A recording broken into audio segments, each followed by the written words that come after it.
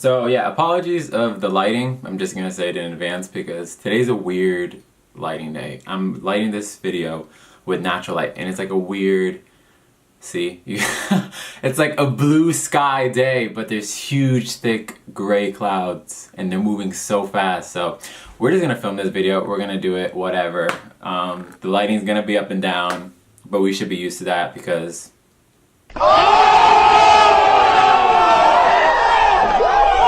so, you know, you're used to it, I'm used to it.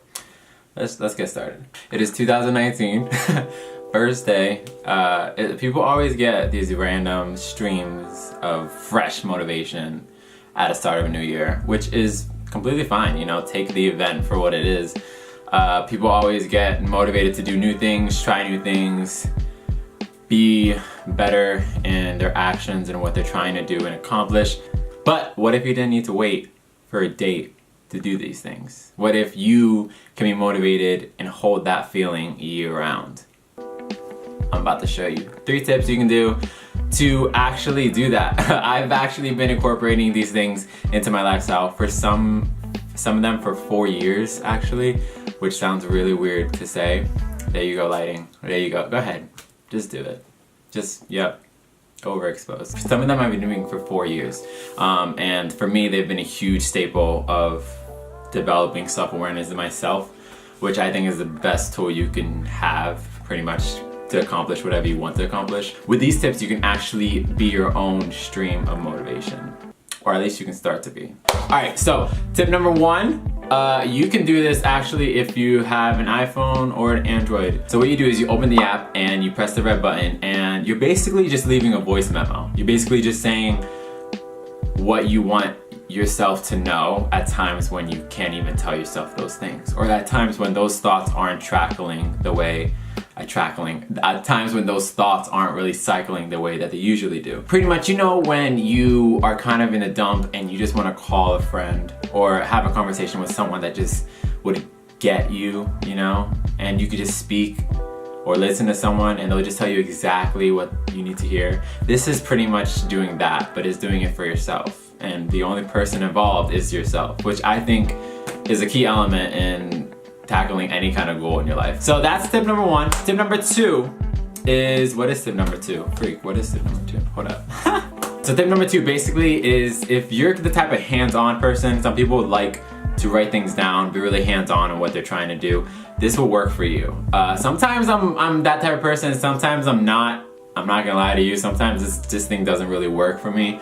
But when I'm really getting serious about something and there's a deadline, this works magic. It's basically like a log. So you get a piece of paper, you make 3 charts on the paper, and there's also the column in the left side of the paper. The column in the left side of the paper is pretty much gonna be where you put the date or how many days you have left till that goal. And then the 3 columns specifically that you're writing down will be the things you want to tackle that will every single day that will help you get to that goal. So pretty much when I was in a cut, I was doing a cut for a shoot and I really wanted to get my body fat percentage to a specific percentage. I would have the date in the first left-hand column, how many days out I was from the shoot. I would have the first column be, did I eat well, okay? And the second column would be, did I work out that day? And the third column would be, did I do cardio that day?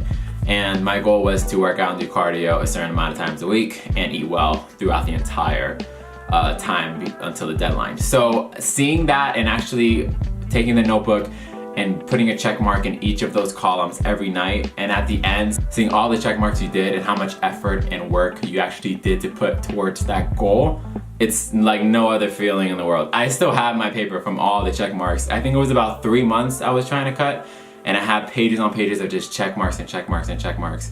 And it makes you feel good that you just see all the work that you put into it. So it makes you feel good about yourself. So it's nice.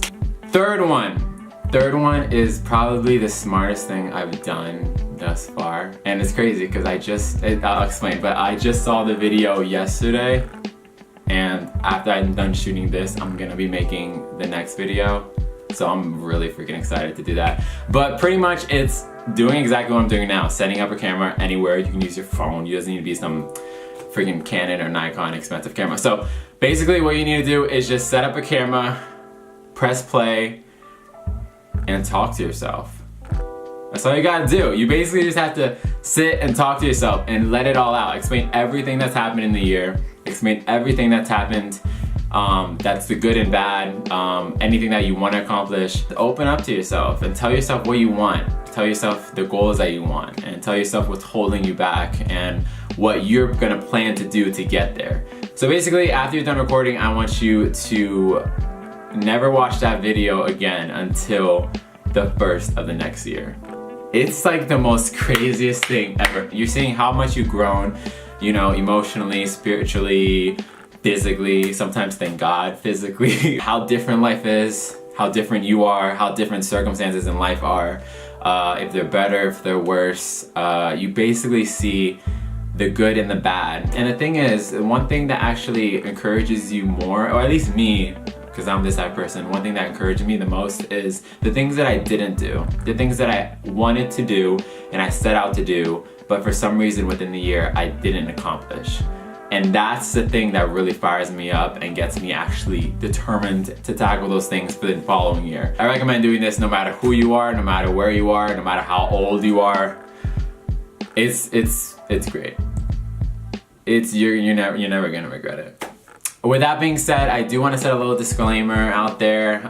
These tips are something that I've been doing for years and that worked for me. They may work wonders for you or they may not, but you know, it's a new year, so why not try new things? Because at the end of the day, how bad could it be to try it? I'm the type of person where I'm big on choosing yourself.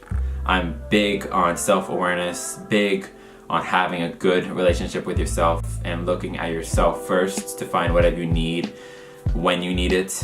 But whether it's the fact that it's a new year, the start of a new year, and you're feeling this new stream of motivation regardless, or it's just that you maybe went through some crazy freaking shit in 2018 and you're just ready for better, the point is you can.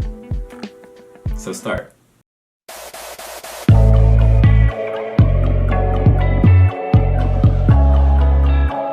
And speaking of new things in the new year, I have a new series coming out in January that I'll be launching this month. So stay tuned for that, get ready for that, especially if you're in your 20s. I think you will like it. And if you're not in your 20s as well, I think you'll like it. Regardless, you'll love it.